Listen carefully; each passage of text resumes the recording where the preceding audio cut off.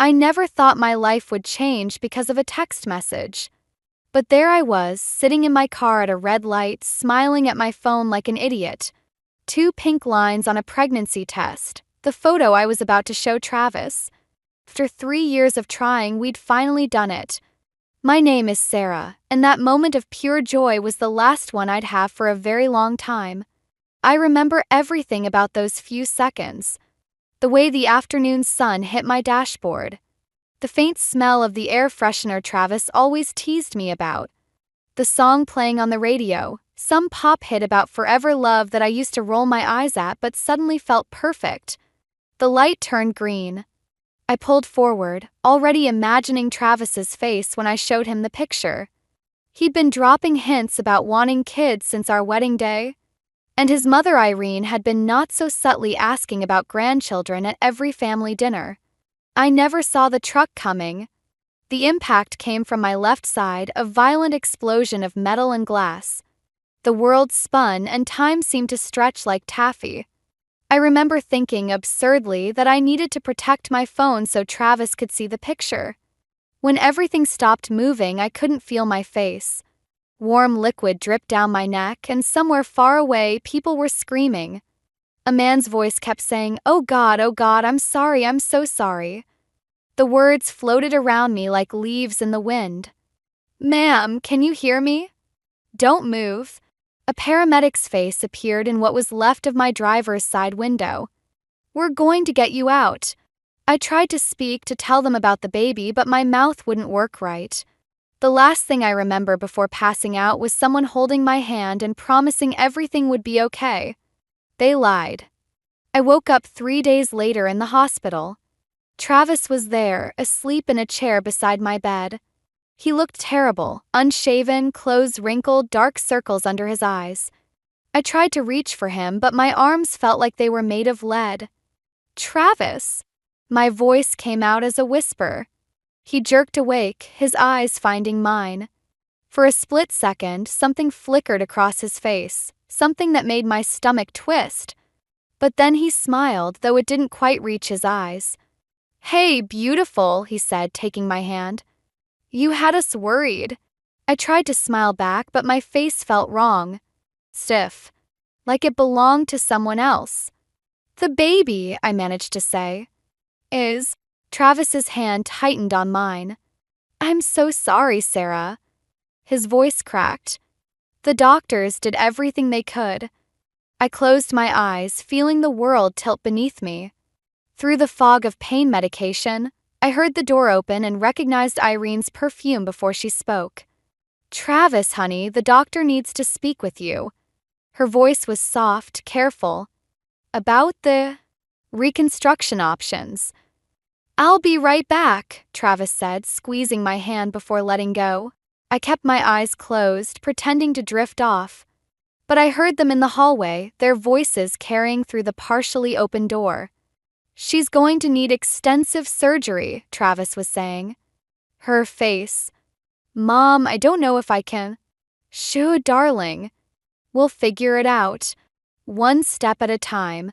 I lay there, tears sliding silently down my ruined face, as my husband and his mother discussed my future like I was a problem to be solved. In that moment, something inside me shifted. Something hard and cold took root where warmth and hope used to live. I didn't know it then, but that was the moment my old life ended.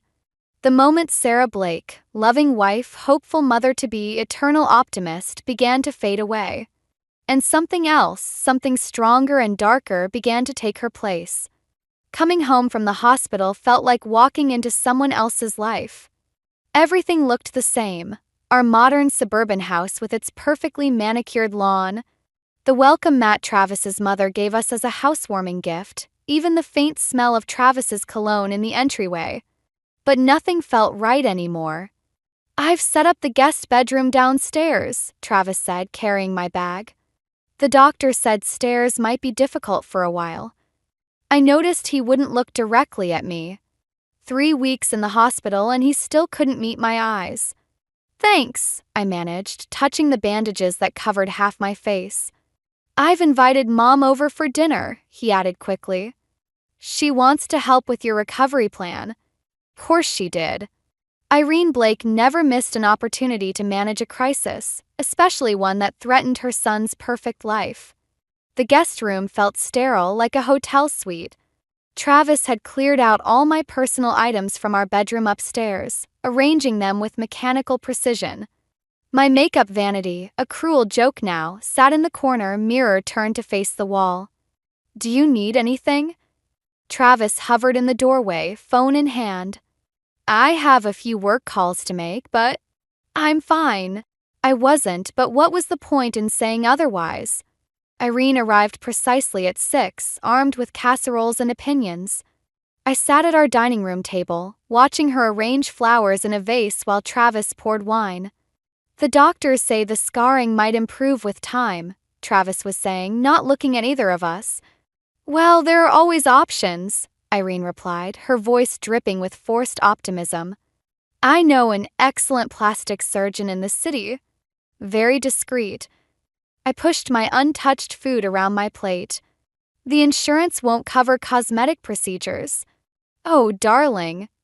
Irene reached across the table, patting my hand. "We have to think about Travis's position at the firm. Image is everything in corporate marketing."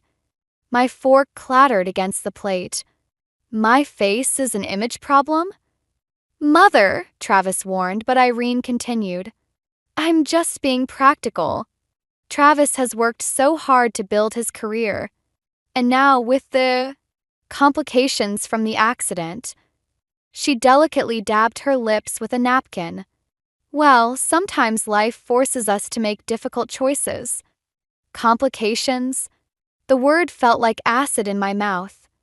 "You mean losing the baby?" Travis's wine glass froze halfway to his lips. We hadn't discussed the pregnancy since the hospital. I hadn't told him I was planning to surprise him that day. "Sarah," he started, but I cut him off. "Did you tell her about the baby, Travis? Or just about your wife's ruined face?"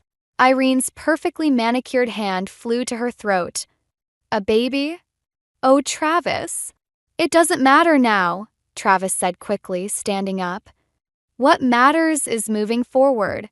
Mother's right, we need to think practically."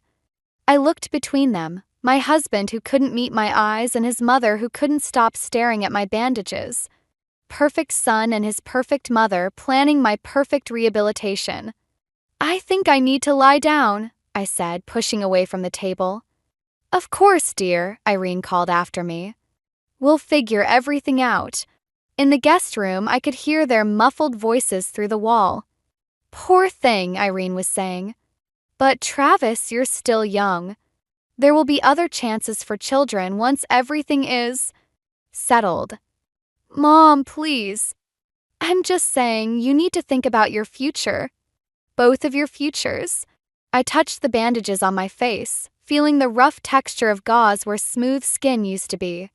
In our wedding photos, Travis used to say I looked like an angel. Now he couldn't even look at me. My phone buzzed, a text from an unknown number. "Mrs. Blake, my name is Graham Foster. I'm the father of the young man who caused your accident. Please, I need to speak with you." I stared at the message, my fingers hovering over the screen. Through the wall, I could still hear Travis and his mother planning my future without me. Something shifted in my chest, not quite hope, but something closer to purpose. I typed back a single word. "When?" I found Travis's whiskey bottle hidden behind the cleaning supplies under the kitchen sink. 3 weeks after I'd come home and already half empty. I might not have noticed if I hadn't heard him stumbling around at 3 in the morning, talking on his phone in what he thought was a whisper. The bandages had come off yesterday. I avoided mirrors now, but I couldn't avoid overhearing Travis's late-night conversations. "You should have seen the client's face today," he slurred to someone. "Like that movie, you know? Two-Face from Batman." A pause followed by drunken laughter. I know. I shouldn't joke. But man, you try living with it." I stood in the darkness of our kitchen, holding his hidden bottle, and felt something inside me crack. The next morning, Travis acted like nothing had happened, kissing my cheek, the unscarred side, before leaving for work. Big presentation today, he said, adjusting his tie. Don't wait up. I waited until his car pulled away before going upstairs to our bedroom. I hadn't been up here since coming home, respecting Travis's unspoken wish to keep me out of sight in the guest room. Everything was exactly as I'd left it the morning of the accident, except for one thing. My old art supplies were missing from the closet. I found them in the garage, buried under Christmas decorations. The wooden box still had my name carved into it, a wedding gift from my grandmother. Inside, my brushes lay untouched, along with the expensive oils Travis had bought me when I'd mentioned wanting to take up painting again. You should focus on more practical things, Irene had said back then. Travis needs a wife, not an artist. I set up the easel in the guest room, facing the window. The morning light fell across my canvas as I mixed colors, muscle memory taking over. Red for anger, black for grief, yellow for the hope I used to feel. The brush moved almost on its own, creating something both beautiful and terrible. Hours passed. The front door opened and closed. Travis's footsteps paused outside my door. Sera? Mother's here for dinner. I didn't answer, adding another streak of red to the canvas. The door opened. Sarah, what are you? Travis stopped mid-sentence. What is that supposed to be? I stepped back from the painting, a woman's face, split down the middle. One side perfect and pristine, the other distorted and fractured, with a wine glass pressed to smiling lips. It's you, Irene's voice came from behind him. Or rather, what you've become. I call it two-face, I said quietly, watching Travis's face pale. Funny, right? I don't understand, he stammered, but his eyes gave him away. Don't you? I heard you last night, Travis. And the night before. And the night before that. Irene stepped between us. Now, Sarah, Travis has been under tremendous stress. If you just try to understand. Understand what? I turned to face them fully, watching them flinch. That my husband makes jokes about my scars? That he hides bottles around the house? That he can't even sleep in the same room as me anymore? That's not fair, Travis protested. I'm trying. To what? Keep up appearances?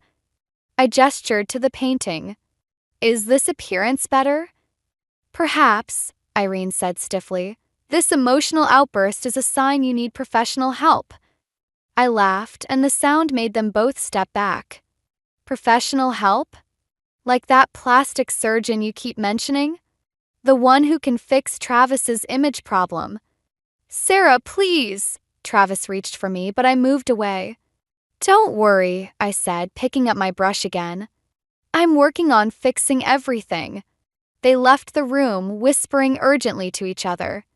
I turned back to my canvas, adding the final touch, a text message floating in the background. Tomorrow at 2. I'll explain everything. Graham Foster. I stepped back, studying my work. In the painting, both sides of the face were smiling, but for very different reasons. Tomorrow, I'd meet the father of the man who destroyed my face. Tomorrow, everything would change. But tonight, I had more painting to do. Cafe Graham Foster chose was exactly what I expected. Quiet, expensive, far from anywhere Travis or Irene might go. I wore a scarf wrapped partially around my face, drawing less attention than the medical mask I'd gotten used to wearing in public. Graham stood when I approached his table, and I immediately recognized the guilt in his eyes. I'd seen it in the mirror often enough lately, that look of someone haunted by what they couldn't change. Mrs. Blake, he said softly. Thank you for coming. Sarah, I corrected, sitting down. Your son, is he? In rehab. Graham's hands tightened around his coffee cup. Again. The accident happened after he left his third facility. I should have seen it coming. A waitress approached, hesitated when she saw my scarf, then plastered on a professional smile. I ordered black coffee, waiting until she left before speaking. Why did you want to meet? Graham pulled out a folder, sliding it across the table. These are brochures from the top reconstructive surgeons in the country. I've already spoken with Dr. Chen in New York. He's willing to take your case. I stared at the glossy pages, at the before and after photos of smiling patients. Insurance denied. I'm not offering insurance. Graham's voice cracked. I'm offering to pay for everything. It's the least I can do after what my son. Why? The word came out sharper than I intended. Because I failed him, Graham said simply. And in failing him, I failed you too. The money can't fix everything, but it can fix this. He gestured vaguely toward my face.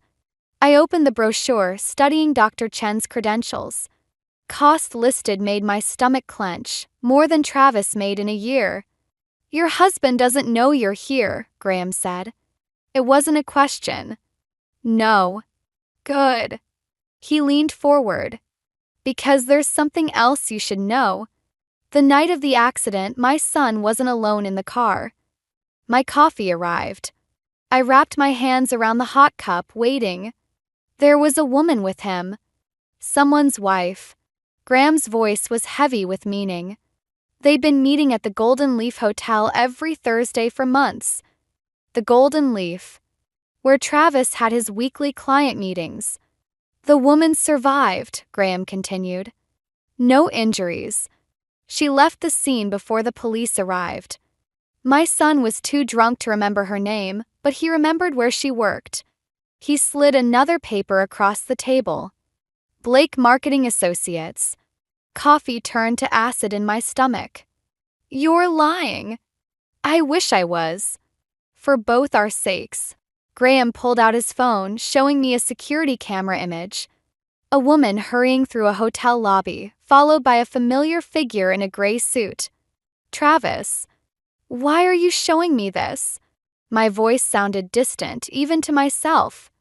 Because you deserve to know the whole truth. And because I'm offering you a choice. Graham tapped the brochures. Dr. Chen can do the surgery next month. He can make you look exactly like you did before. Or he can make you look like someone else entirely. Someone Travis and his friend wouldn't recognize. I thought about Travis's late-night phone calls, his cruel jokes, his inability to look at me. I thought about Irene's constant hints about divorce and fresh starts. Why would I want that? Graham's smile was sad but understanding. Because sometimes the best revenge isn't confrontation. It's making them live with their guilt while you become someone new. Someone stronger. I touched my scarf, feeling the rough texture of the scars beneath. When does Dr. Chen need an answer? Take your time. Graham stood, leaving a business card beside the brochures. But remember, this isn't just about fixing what was broken.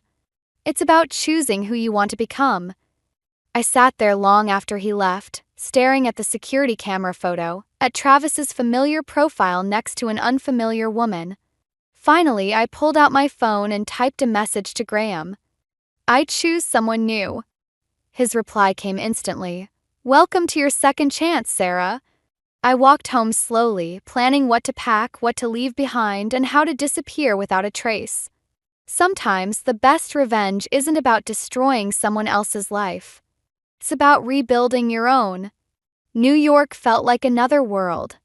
Dr. Chen's private clinic occupied the top floor of a sleek Manhattan building, all glass and chrome and discretion.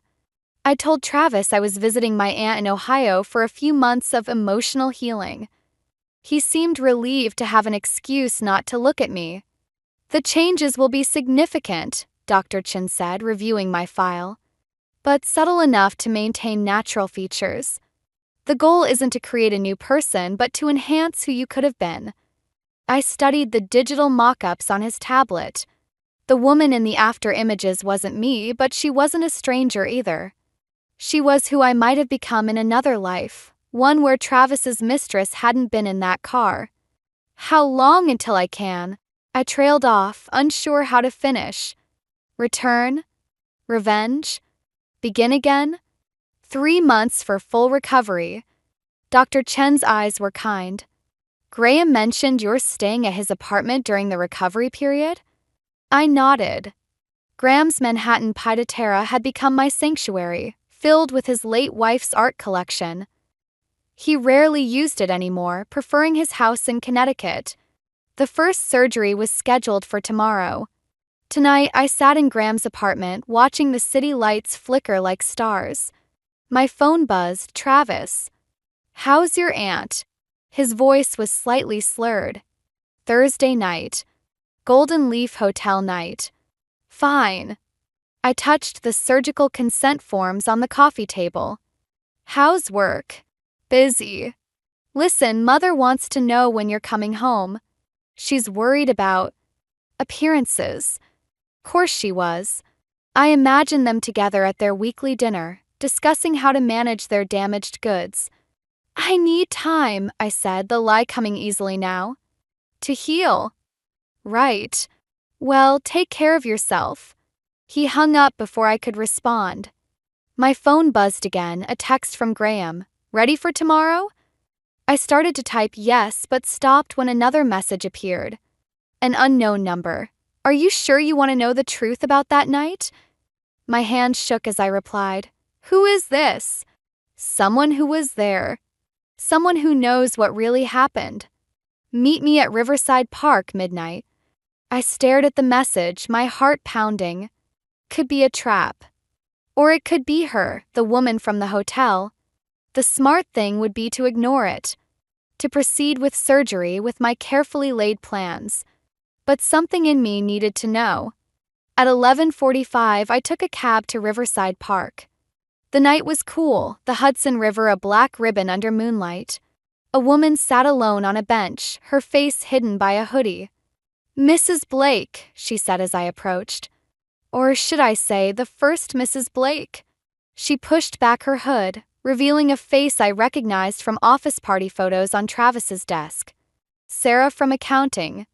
He wasn't supposed to be there that night, she said quietly. At the hotel. He was following me, suspicious. When he saw who I was meeting. His client, I finished, the pieces clicking into place. She laughed bitterly. The client's wife. Travis caught us together. He was drunk, angry. Started making threats about exposing everything. That's when. When what? When he called his friend, the guy who hit your car. Asked him to teach his cheating client's wife a lesson. Follow her car, scare her a little. Sarah's voice cracked. But the guy was high, confused. He followed the wrong car. Yours. The world tilted sideways. Travis. Travis arranged the accident. Not yours. He never meant. She stood up, backing away. I just thought you should know. Before you disappear. I watched her hurry away, my mind spinning. All this time, I'd been planning to become someone new to escape Travis's betrayal. But he wasn't just unfaithful. He was the reason I'd lost everything. My phone buzzed. Graham. Surgery prep starts at 6 a.m. Are you ready? I looked at my reflection in the dark window of a passing car. Tomorrow, I wouldn't just become someone new. I'd become someone Travis would never see coming. Ready, I typed back. But we need to modify the plan. 3 months after my surgery, I stood outside our house in the rain, unrecognizable. My new face, beautiful but different, felt like armor. The divorce papers in my bag felt like weapons. I'd planned this moment carefully. Thursday evening, when Travis would be home from his client meeting at the Golden Leaf. When Irene would be over for their weekly dinner, planning their perfect future without their damaged goods. He still worked. I heard their voices from the dining room as I entered, Travis and Irene discussing me. The lawyers say if she doesn't respond soon, we can proceed with abandonment charges, Irene was saying. Really, Travis, it's for the best. That accident was a blessing in disguise. I stepped into the doorway, watching them freeze mid-conversation. Hello, Travis. He stared at me blankly, then with growing confusion. I'm sorry, who? I'm Claire Foster, I said, using the name Graham and I had chosen. Graham Foster's niece. I'm here about Serafina Blake. Travis's wine glass slipped from his hand, shattering on the floor. Irene stood quickly, always ready to manage a crisis. Whatever this is about, we can discuss it privately. Can we? I placed the divorce papers on the table. Like you discussed arranging the accident that scarred your wife's face? Color drained from Travis's face. I don't know what you're talking about. Sarah from accounting does. I pulled out my phone, playing the recording from that night in the park. Travis's voice filled the room. Follow her car. Scare her a little. That's not. I never meant. Travis stumbled over his words. You never meant for it to be me? The words came out calm, controlled. Your pregnant wife instead of your client's cheating spouse? Irene gasped. Pregnant? Oh, he didn't tell you that part? I turned to her. About the grandchild you lost because your perfect son wanted to teach someone a lesson? Sera, Travis whispered, finally seeing past the new face to something familiar in my eyes. I pulled out one more document, a police report naming Travis as an accessory to the accident with Sarah's sworn statement attached. Sign the divorce papers, I said quietly. Or everyone learns what kind of man you really are. Travis lunged for the police report, but I stepped back. His foot caught the spilled wine and he crashed into the china cabinet. Crystal shattered around him as he fell. Travis! Irene rushed to help him up, but he pushed her away, blood trickling from a cut on his hand.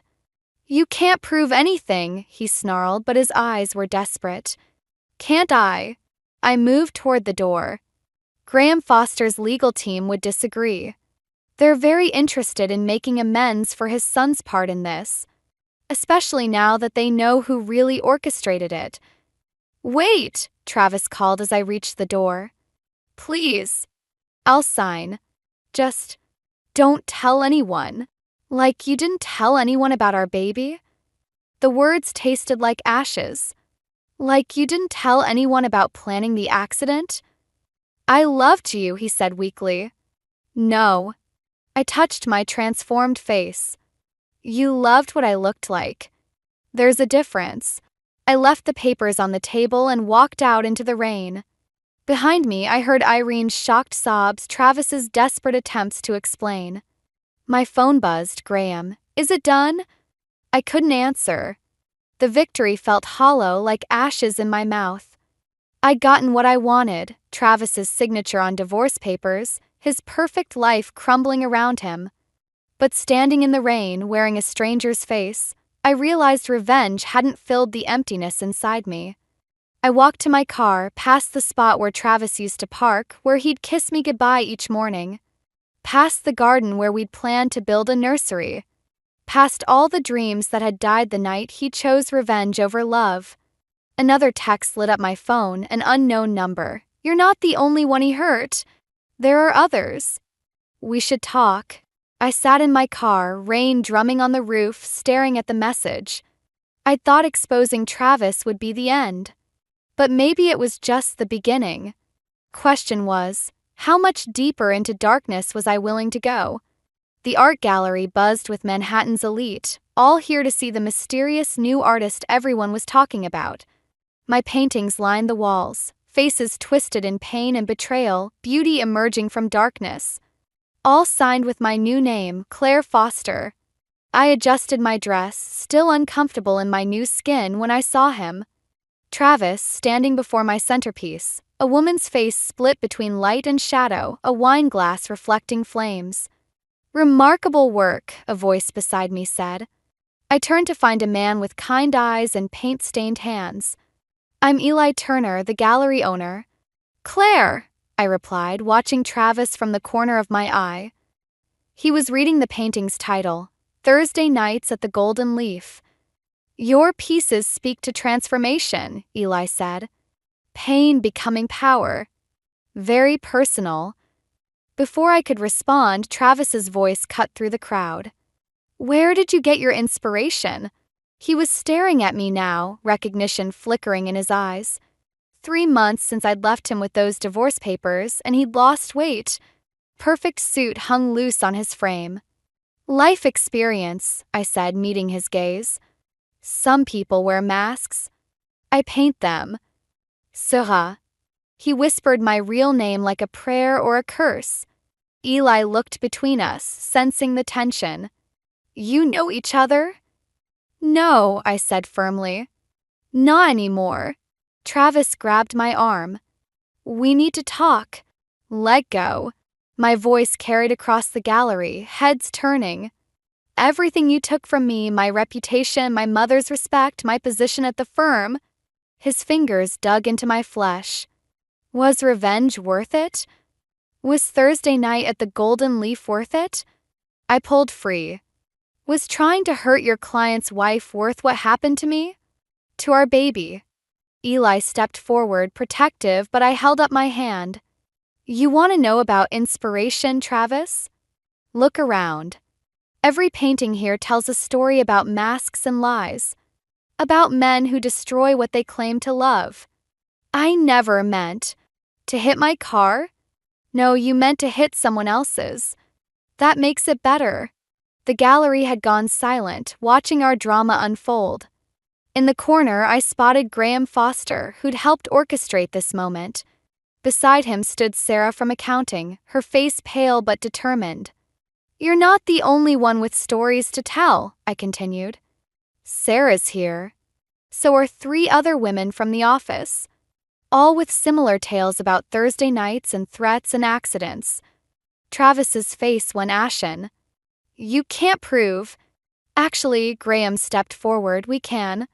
My son may have been driving drunk that night, but the police are very interested in who put him up to it. And why? You set this up, Travis realized, looking at the crowd of witnesses. The gallery, the paintings, all of it. No, Travis. You set this up. Years ago, when you decided other people's lives were yours to destroy. He lunged for the painting, but Eli was faster, stepping between us. Travis's fist connected with Eli's jaw instead of the canvas. Security appeared instantly, restraining Travis as he shouted about lies and betrayal. As they led him away, Irene emerged from the crowd, her perfect makeup streaked with tears. I never knew, she whispered, about any of it. The women, the accidents, the baby. Would it have mattered? She flinched at my tone, finally seeing herself in my paintings, the enabler, the keeper of masks. I'm sorry, she said, but I was already turning away. Eli touched his bruised jaw, managing a smile. Hell of an opening night. I should explain. You don't owe me explanations. He gestured to the paintings. Your art already tells the truth. The real question is, what story do you want to tell next? I looked around the gallery, at my pain transformed into beauty, at the women Travis had hurt now standing tall, at Graham's proud smile, at Eli's understanding eyes. Something new, I said finally. Something that isn't about masks or revenge. I'd like to hear that story, Eli said softly. For the first time since the accident, I felt truly seen, not for my old face or my new one, but for who I was beneath both masks. So would I replied, ready to begin again. 1 year later, I stood in my studio apartment, surrounded by half-packed boxes and new paintings. These weren't about masks or revenge anymore. They showed healing, growth, moments of unexpected joy caught in color and light. A letter from Graham sat on my desk, delivered this morning. I'd been afraid to open it, but now seemed like the time. Dear Sarah, or Claire, you'll always be both to me now. My son came home yesterday. 6 months sober. He asked about you, about the accident. I told him everything, about Travis's manipulation, about your transformation, about how your strength helped me find the courage to reconnect with him. He wants to apologize in person, but I told him that's your choice to make. Some scars need time to heal. Others teach us who we really are. Thank you for showing me that redemption isn't about erasing the past. It's about painting a better future. Graham. A knock at the door interrupted my thoughts. Eli stood there, paint-stained hands holding coffee and bagels. Ready for moving day? Almost. I gestured at the chaos. Just reading a letter from Graham. Good news. Different news. I touched my face, no longer the one I was born with, not quite the one Travis had destroyed, but entirely my own. His son wants to meet. Eli set down breakfast, giving me space to process. That's what I loved about him. He understood the power of silence. The gallery called, he said finally. They want to know if you're ready to show your new series. I looked at my latest paintings. No more darkness, no more hidden meanings. Just light breaking through clouds, hands reaching toward each other, faces emerging from shadows into dawn. I think I am.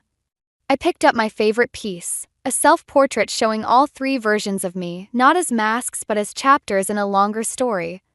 But under my real name this time. Which one? Both. Serafina Claire Blake. No more hiding. He smiled, understanding what this meant. And the meeting with Graham's son? Maybe. I folded Graham's letter carefully. Some stories need proper endings. My phone buzzed, a news alert about Travis. He'd pleaded guilty to conspiracy charges, along with several counts of harassment. The other women had come forward, each with their own stories of Thursday nights and threats and accidents. Irene had testified against him. You know, Eli said, reading over my shoulder, your first show helped those women find their voice. They helped me find mine too. I closed the article. I thought revenge would heal me, but it was telling the truth that finally did it. We spent the morning packing, wrapping each painting carefully. Eli handled them like precious things, not because of their value, but because they were pieces of my journey. Near sunset, we carried the last box to his truck. My new apartment was above his gallery, a place for both art and living, he'd said. A place to begin again. Oh, he reached into his pocket. This came to the gallery yesterday. It was a small package from Irene. Inside, I found my old wedding ring and a note. I kept this when Travis threw it away. It belonged to his grandmother, but it should have been yours. Sell it, keep it, whatever brings you peace. I'm learning that's what matters most. Irene. I held the ring up to the fading light. Once it had represented everything I wanted. Now it was just a circle of metal, heavy with history but powerless to hurt me. What will you do with it? Eli asked. I smiled, an idea forming. I think I just found the centerpiece for my new show. Something about transforming old pain into new beauty. He took my hand, the one that used to wear that ring, and kissed it softly. Ready to go home? Home. Not a place to hide or seek revenge. Not a mask to wear or a role to play. Just a space to be wholly, completely myself, scars, changes, strength and all. Yes, I said, leaving the past behind one final time. I'm ready. I never expected my father's death to feel like freedom. Call came on a Tuesday morning while I was preparing for a client meeting, my desk covered in spreadsheets and coffee-stained receipts. My name is Callie, and until that moment I thought I had my life figured out. Married to a successful real estate agent, working as a senior accountant at a respectable firm, and living in a house that looked like it belonged in a magazine. Perfect on paper, just like my father always wanted. Callie, honey. My Aunt Fiona's voice cracked through the phone. Your father. Alaric had a heart attack last night. He's gone. The world didn't stop. My coffee didn't spill. Instead, I felt an odd sensation, like a weight lifting from my chest while simultaneously crushing it. When? I managed to ask, my fingers absently straightening the papers on my desk. They found him this morning. The neighbor noticed the newspaper hadn't been picked up. Fiona paused. He was in his study, Callie. Working until the end, just like he always did. Course he was. The great Alaric Hartman wouldn't dare die anywhere else. I could picture him there, slumped over the antique mahogany desk where he'd spent countless nights reviewing my report cards, circling every A- in red ink. I'll need to tell Malcolm, I said, more to myself than Fiona. My husband would want to know immediately. He always insisted on being the first to know everything. Honey, there's something else. Fiona's tone shifted. Your father's lawyer called. There's going to be a reading of the will. He was very specific about who should attend. I almost laughed. Even in death, my father was orchestrating everything, controlling who could and couldn't participate in his final act. When do I need to be there? Friday. The funeral will be Thursday afternoon. She hesitated. Callie, are you okay? I'm fine, I replied automatically, the way I always did. I just need to make some arrangements. As I hung up, my office door opened. Malcolm stood there, perfectly pressed in his charcoal suit, his concerned expression already in place. Sometimes I wondered if he practiced these moments in front of a mirror. Everything all right, sweetheart? I was passing by and heard you on the phone. Course he was. Malcolm had an uncanny ability to appear whenever I received important calls or emails. He called it being attentive. Well, I tried not to think too hard about what I called it. My father died, I said, watching his face carefully. Heart attack. His expression shifted from concern to calculation so quickly I almost missed it. Oh, darling, I'm so sorry. He crossed the room to embrace me, but his next words went straight to business. We should call Mom and Dad. They'll want to help with the arrangements. And we'll need to contact the lawyer about the estate. I pulled away slightly. Aunt Fiona's handling most of it. The funeral's Thursday. Thursday? His brow furrowed. I have that big showing at the lakefront property. The Hendersons are flying in specifically for it. You don't have to come, I said, surprising myself with how easily the words came out. I can handle it. Malcolm's jaw tightened almost imperceptibly. Don't be ridiculous. Of course I'm coming. Family comes first. I'll just reschedule. He said it like he was making a great sacrifice, and I supposed he was, in his way. The Hendersons were potential million-dollar clients. But something in his tone made me think of my father's study of all those red-inked A-minuses, of expectations and control wrapped in the guise of care. I should get back to work, I said, gesturing at my desk. I'll need to clear my schedule for the rest of the week. Malcolm nodded, kissed my forehead, and left, already pulling out his phone. Probably calling his mother, I thought. They'd be planning how to handle this situation before I even had a chance to process it. I turned back to my spreadsheets, but the numbers blurred before my eyes. In their place, I saw my father's study, that massive desk, and wondered what secrets it might hold now that he was gone. The funeral home smelled like artificial flowers and judgment. I stood in the receiving line, accepting condolences from people who hadn't spoken to my father in years, while Malcolm hovered nearby, his hand possessively pressed against my lower back. Your father was such a principled man, Mrs. Henderson from the garden club said, clasping my hands. He never wavered from what he believed was right.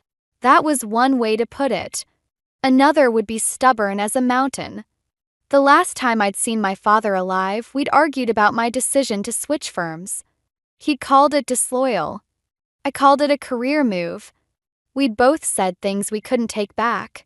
Aunt Fiona appeared at my elbow, rescue written all over her face. Callie, honey, we need you in the study for a moment. I extracted myself from the endless line of mourners, ignoring Malcolm's questioning look.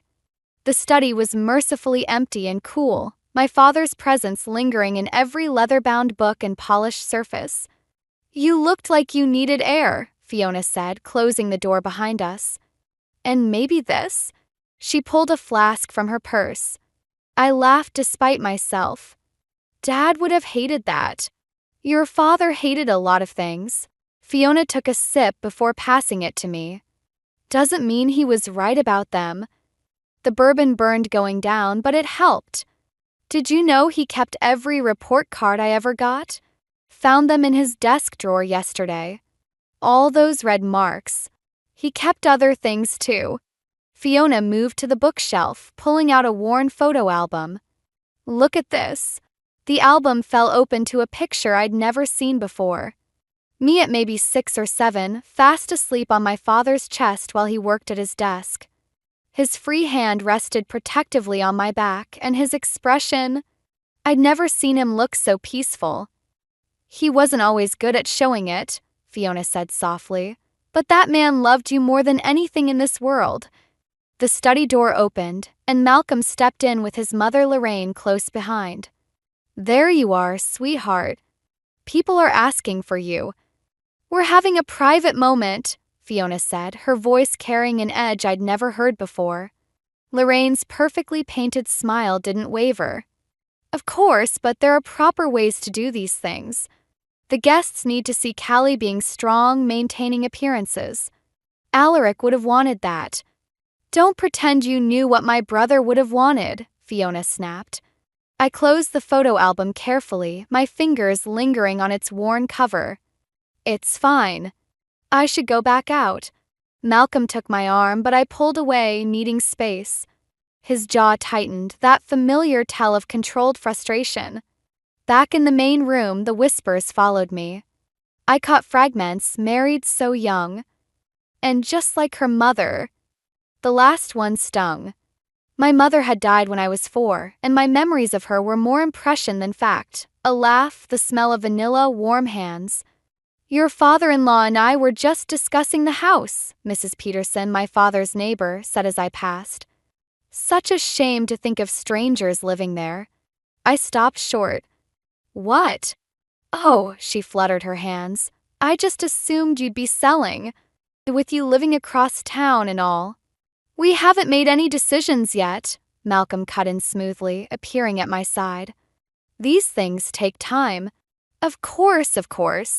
Mrs. Peterson nodded sympathetically. Though, if you're interested, my nephew is in real estate. I handle all our family's property matters, Malcolm said, his professional smile firmly in place. We'll be sure to keep everyone's interests in mind. I looked at him sharply. When had my father's house become our family's property? But before I could speak, Fiona called everyone to attention. It was time for the eulogy. Standing at the podium, looking out at the sea of faces, some genuine in their grief, others just here for the show, I realized something. Everyone here thought they knew exactly who my father was, who I was, what should happen next. They all had their scripts ready. But as my hand touched the photo album in my jacket pocket, I wondered if any of us really knew the whole story. And for the first time since that phone call, I felt something beyond grief or relief, curiosity. The day after the funeral, I found myself alone in my father's study, surrounded by cardboard boxes and memories. Malcolm had insisted on coming, but a client emergency pulled him away, probably for the best. I needed space to think, to breathe, to process. I started with his desk drawers, methodically sorting through decades of my father's life. Tax returns, insurance policies, everything organized with military precision. Classic Alaric Hartman. The bottom drawer stuck. I yanked harder, and it finally gave way with a crack, sending me stumbling backward. A false bottom. Of course, my father would have a secret compartment. The man who triple-checked my homework would never be completely transparent. Inside, I found a leather portfolio and an envelope with my name written in his precise handwriting. My hand shook as I opened it. Dearest Callista, it began. He only used my full name when something was serious. If you're reading this, I've failed to tell you what matters most. Portfolio contains my updated will and a letter explaining everything. The house, the investments, my entire estate, it's yours with one condition. It must remain solely in your name. I read that line 3 times. Solely in my name? I've watched you disappear piece by piece since your marriage. You remind me of your mother in that way, trying so hard to be what others want that you forget who you are. I made the same mistake with her, trying to shape her into someone she wasn't. By the time I realized my error, it was too late. The study door creaked open. I quickly folded the letter as Malcolm walked in, his emergency apparently resolved. Any progress? He asked, surveying the boxes. Mother suggested we could have her interior decorator come by next week. Start fresh. We're not redecorating, I said, my father's words still ringing in my head. Not yet. Malcolm's smile tightened. Sweetheart, you can't keep it as a shrine. We need to think practically. I stood up, the portfolio clutched to my chest. This isn't our house, Malcolm. It's mine. Of course it is, he soothed, reaching for the portfolio. I just meant. I stepped back. Don't.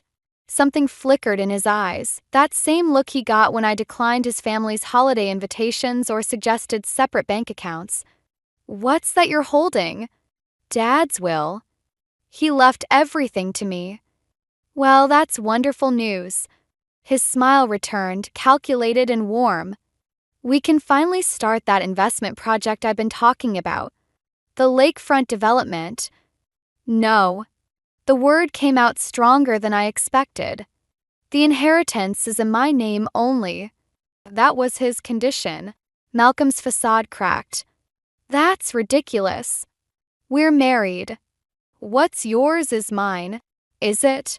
I thought about the photo album, about my father's letter, about all the times Malcolm had made decisions for us without asking.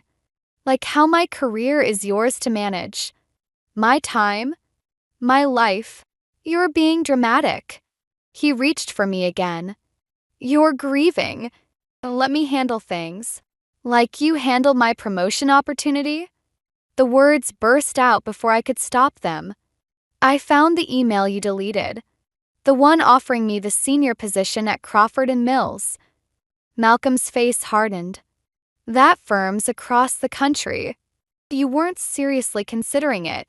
That wasn't your choice to make. Everything I do is for us, for our future.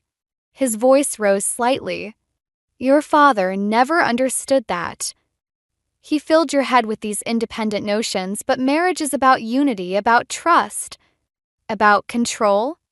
I finished, suddenly seeing everything clearly.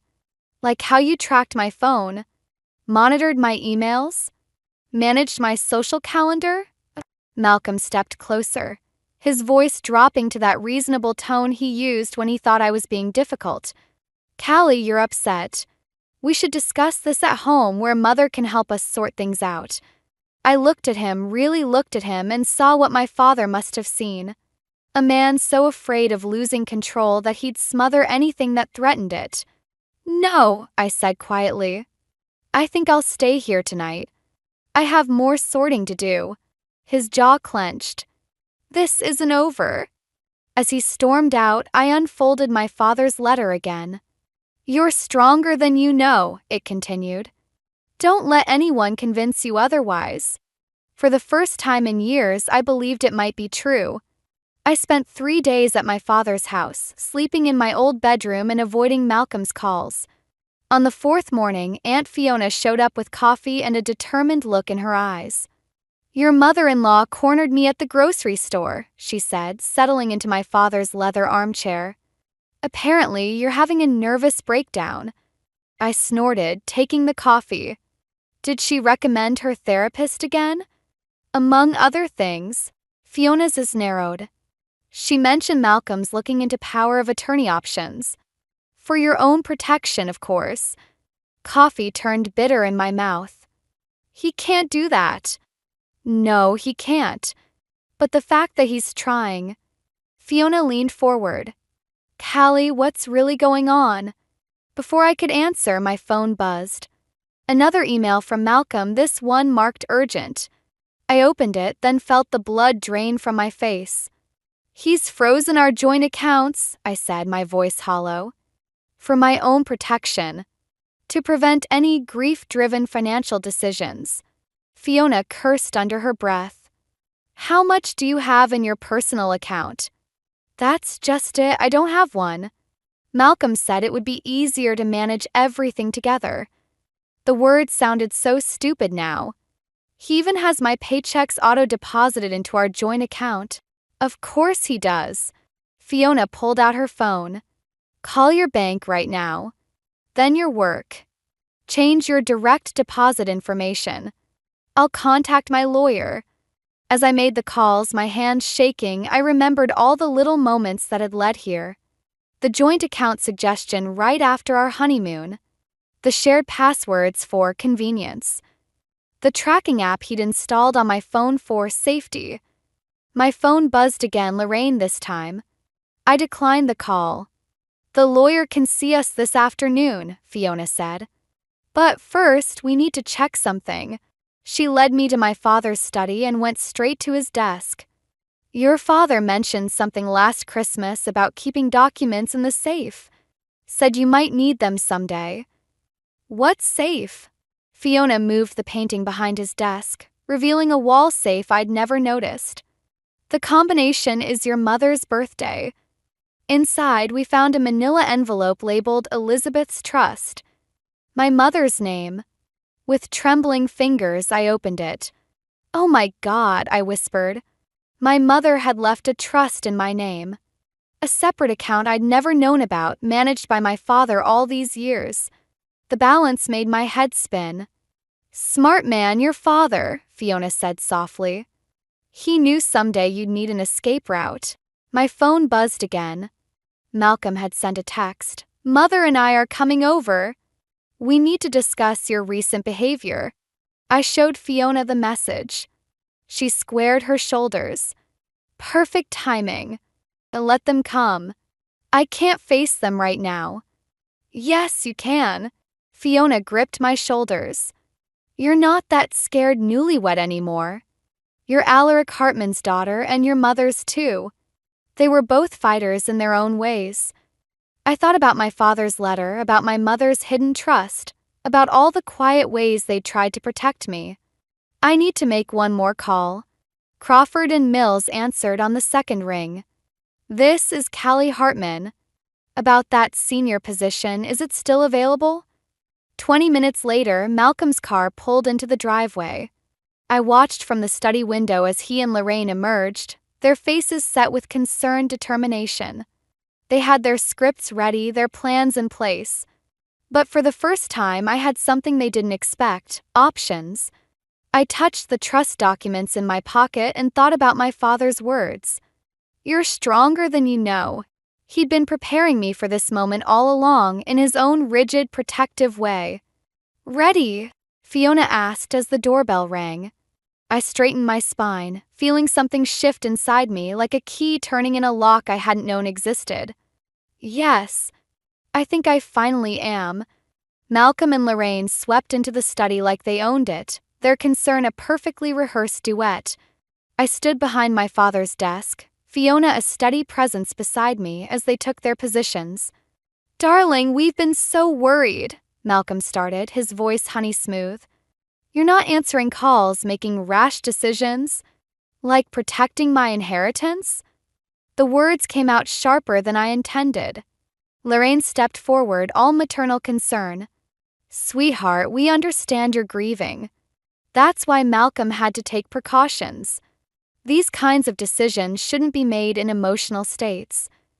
What decisions would those be?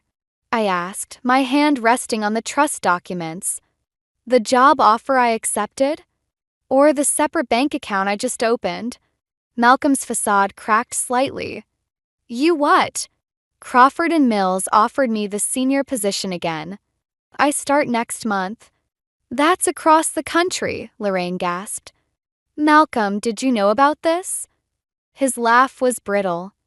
She's not serious. Callie, you're upset about your father, I understand. But this theatrical rebellion needs to stop. Rebellion? I pulled out my father's letter. Is that what you call independence? I call it ingratitude, he snapped, mask finally slipping.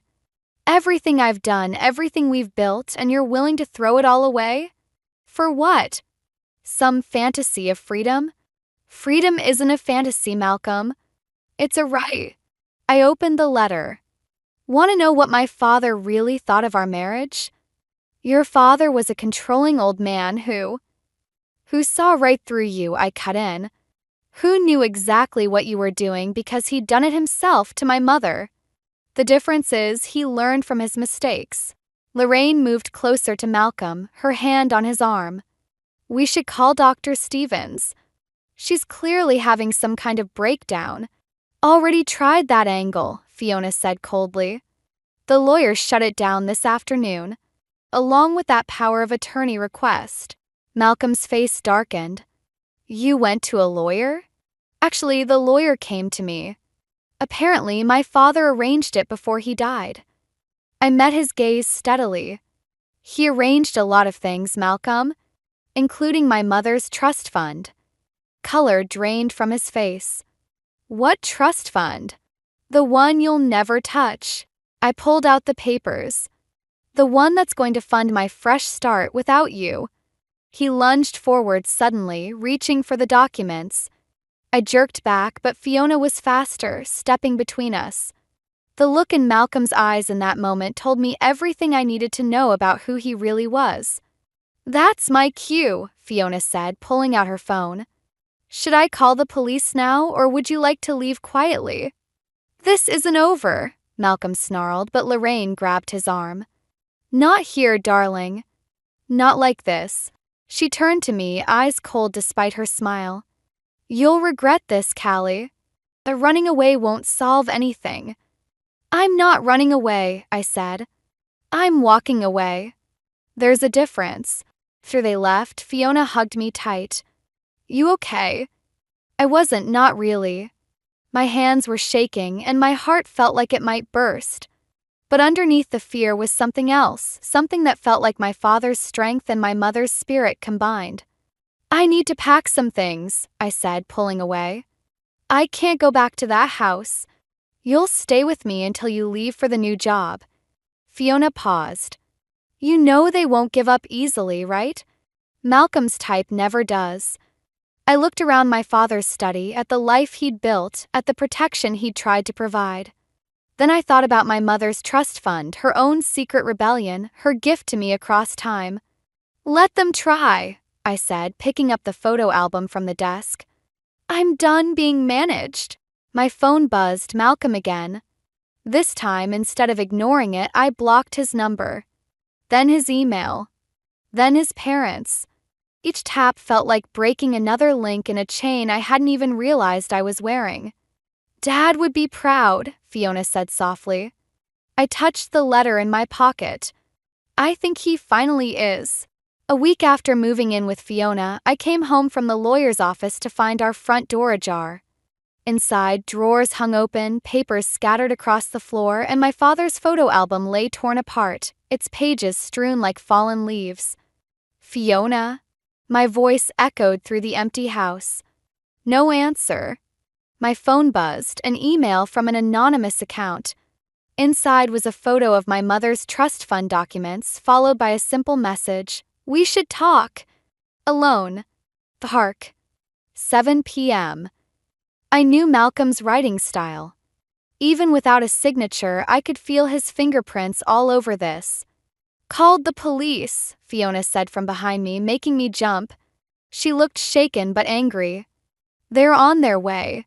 Nothing seems missing except the trust fund papers, I finished. I know where they are. My phone buzzed again. Another email. Tick-tock. Coming. Fiona read over my shoulder. You're not going. I have to. I picked up a torn photo of my father from the floor. These were copies anyway. The originals are safe with the lawyer. That's not the point. Fiona grabbed my arm.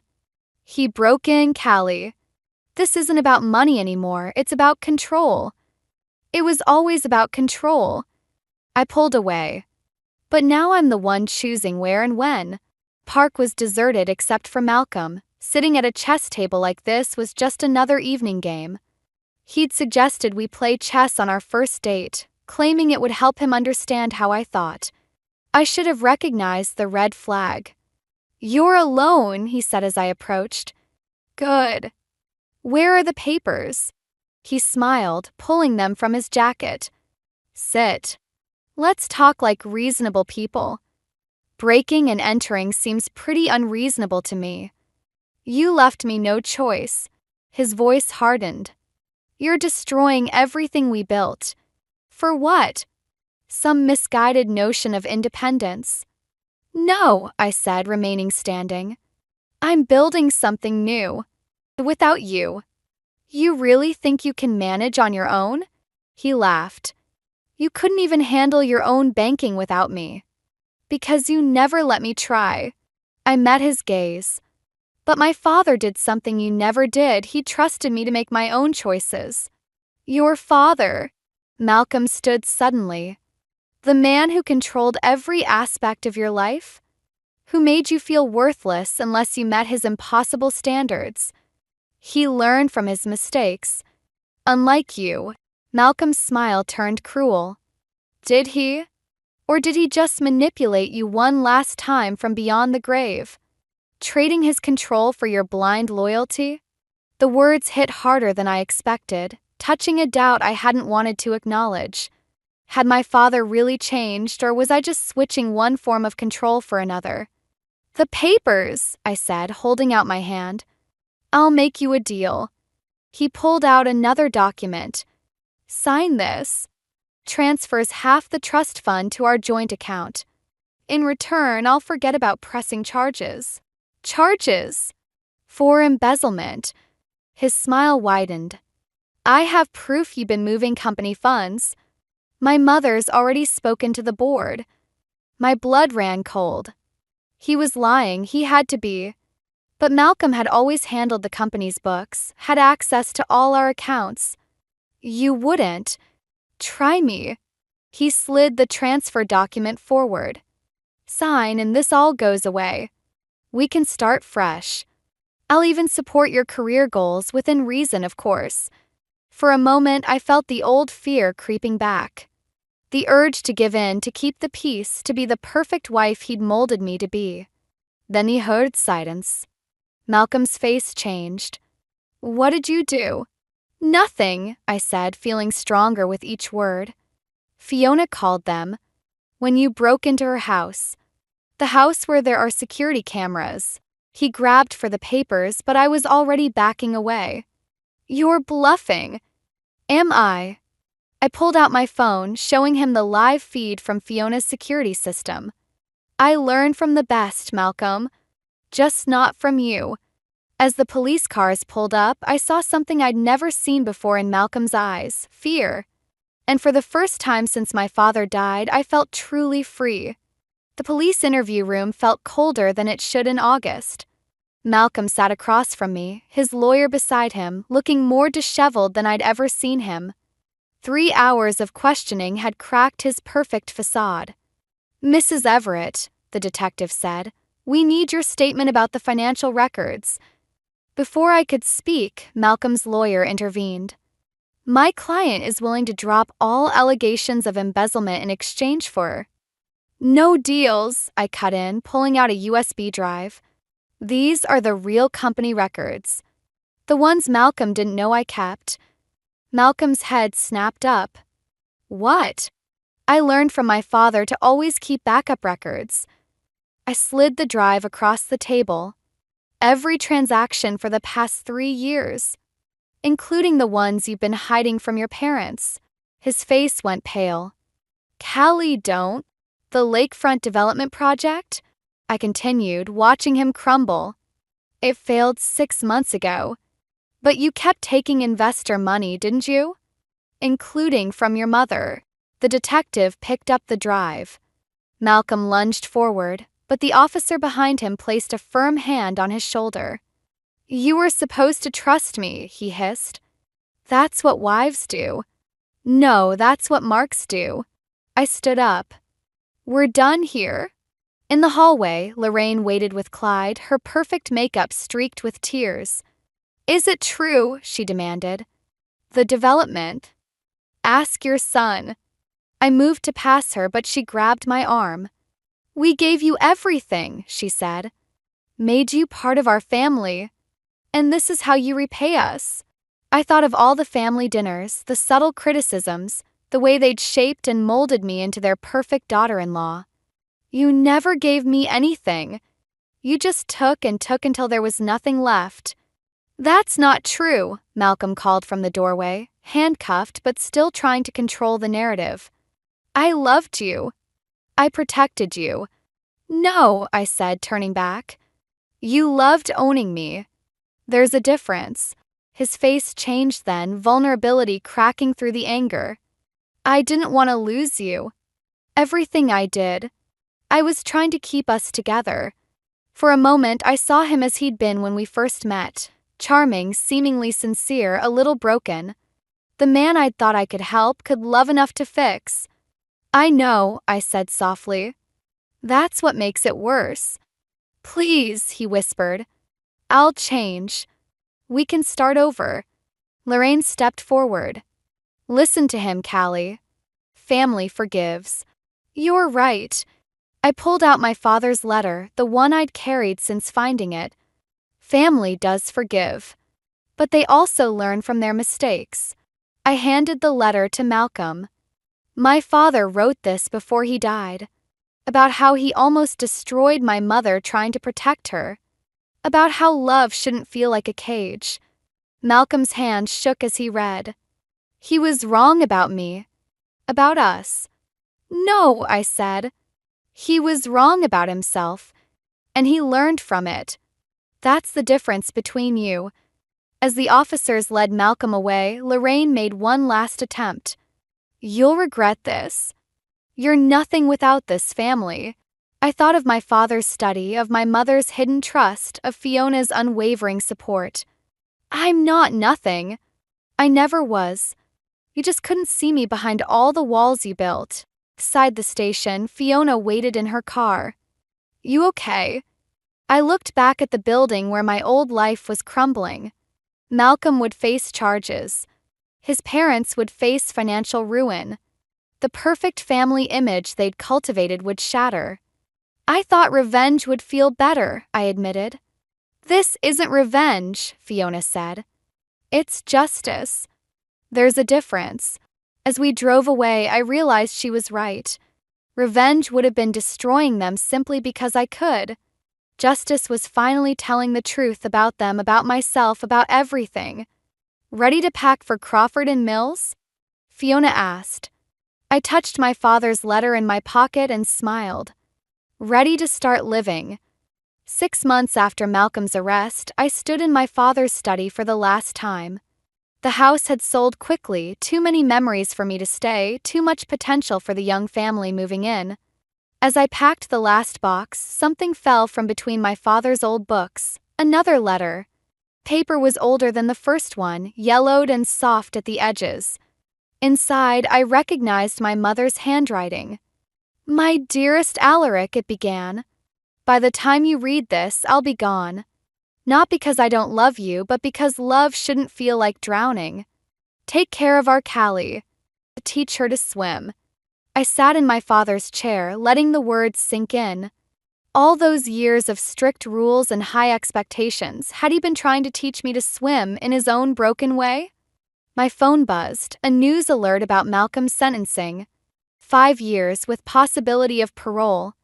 The Everetts had lost everything, their reputation, their savings, their carefully constructed facade of perfection.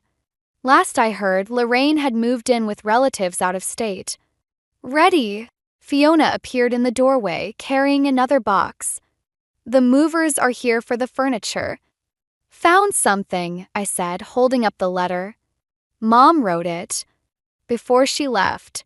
Fiona's eyes widened. Left? But I thought. So did I. I carefully folded the letter. Turns out there are different kinds of death. Different kinds of grief. Different kinds of love, too, Fiona added softly. We worked in silence, dismantling the last pieces of my father's life. Each book, each paper, each memory carefully packed away. When we reached his desk, I found one final surprise. A small key taped beneath the drawer with a note. For when you're ready to swim. Key fit a safety deposit box at his bank. Inside was a journal, my mother's. Not dead after all, but living quietly in Oregon. All these years, my father had known where she was, had kept her secret, had let her go. He wanted to tell you, read his final note tucked inside the journal. But he was afraid you'd choose her over him. Pride makes cowards of us all. Don't make my mistakes, Callie. Don't let fear of losing love become a cage. 2 weeks later, I stood outside a small bookstore in Portland, watching a woman with my eyes and smile help a customer. My mother. Alive. Free. Different kinds of death indeed. I didn't go in. Not yet. Instead, I drove to my new apartment near Crawford and Mills, where a corner office and a team of my own waited. Where no one knew me as Malcolm's wife or Alaric's daughter. Where I could finally just be Callie. That night, I sat on my balcony with a glass of wine and my father's photo album. The last page held a surprise, a photo I'd never seen before. My mother and father, young and laughing, with baby me between them. On the back, in my father's handwriting, "Remember, love sets free." My phone buzzed, a text from an unknown number. Malcolm, somehow reaching out from behind bars. I didn't read it. Instead, I blocked the number and opened my mother's journal. "Dear Elizabeth," I wrote on the first blank page. "I understand now. About drowning. About swimming. About finding air when you need it most. Maybe someday we'll talk about it. But for now, I just wanted you to know I learned to swim." Closed the journal and looked out at the city lights, thinking about different kinds of love, different kinds of freedom, different kinds of strength. My father had taught me more than just rules and expectations. He'd taught me how to break free of them. Tomorrow I'd start swimming on my own. But tonight I let myself float, suspended between past and future, between grief and hope, between what was and what could be. And for the first time in my life, the water felt just right.